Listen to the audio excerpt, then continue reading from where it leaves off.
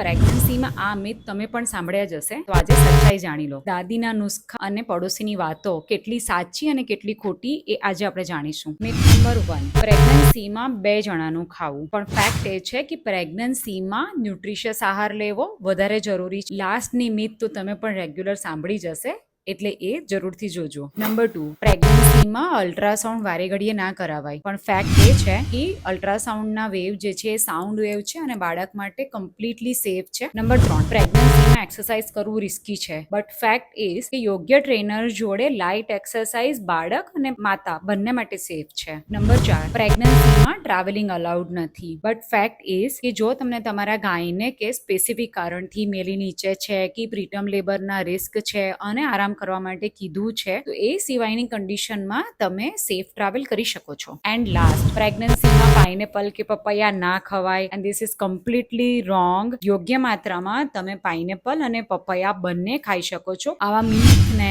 Bust કરવા માટે આ ચેનલને ફોલો કરો અને અમારા વિડીયોઝ જોતા રહો.